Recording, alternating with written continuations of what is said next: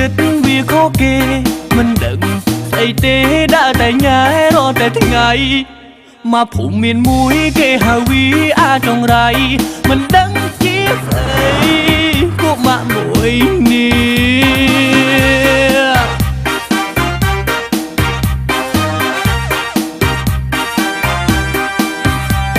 ឥឡូវដល់វគ្គវាខូចចិត្តស្អីក៏វាមិនគិតគឺវាគិតថឹកតែស្រាសង្សារវាតតចាំមកត្រហយំធ្លាក្រមាឲ្យធ្វើយ៉ាងណាពួកម៉ាអើយប្រាប់ថាវាឈឺបេះដូងជួយប្រាប់ផងត្រូវធ្វើយ៉ាងណាបើសង្សារវាតតចោលហើយវាប្រាប់ថាខ្ញុំជួយគិតឈឺក្នុងចិត្តឈឺឧបមាបើសង្សារគេទៅមានថ្មីគេទៅមានថ្មី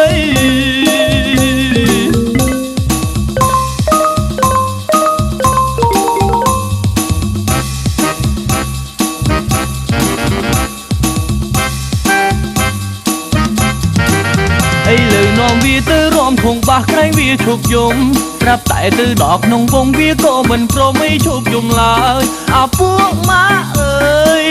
ហើយធ្វើបែបនេះព្រោះសង្សារវាតតចោលដល់ក្នុងវងវាអស់ក្លុកគេវាអស់ក្លុកឯងវាមិនដែលចេះកោតក្រែងអីណែដល់លោកណាប៉ូលីសឥឡូវពេលនេះរកមុខវាហើយព្រោះសង្សារវាតតចោ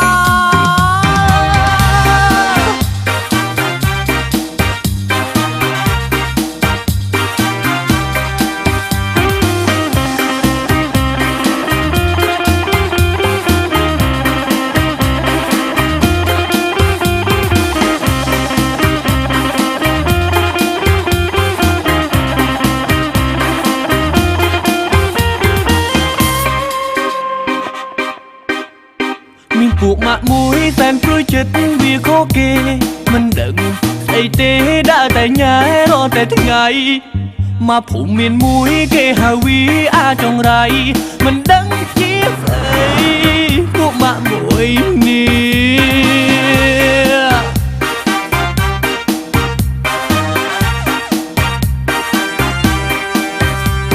ះឥឡូវដល់វគ្គវាខូចចិត្តស្អីក៏វាមិនគិតគឺវាគិតថឹកតែស្រាសង្សារវាតតចាំមកត្រហយំធ្លាក្រមាឲ្យធ្វើយ៉ាងណា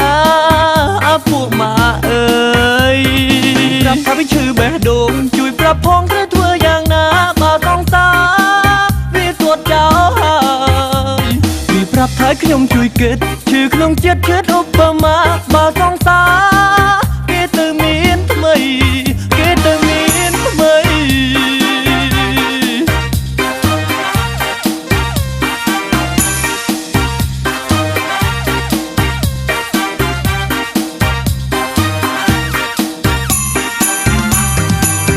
ឥឡូវនាំវាទៅរំធងបាសក្រែងវាឈប់យំប្រាប់តែទៅដល់ក្នុងវងវាក៏មិនព្រមឲ្យឈប់យំឡើយអាពួកម៉ាអើយហើយធ្វើបែបនេះព្រោះសង្សារវាតតចោលដល់ក្នុងវងវាអស់ក្លុកគេវាអស់ក្លុកឯងវាមិនដែលចេះកោតក្រែងអីណែដល់លោកណាប៉ូលីសឥឡូវពេលនេះរកមុខវាហើយព្រោះសង្សារវាតតចោល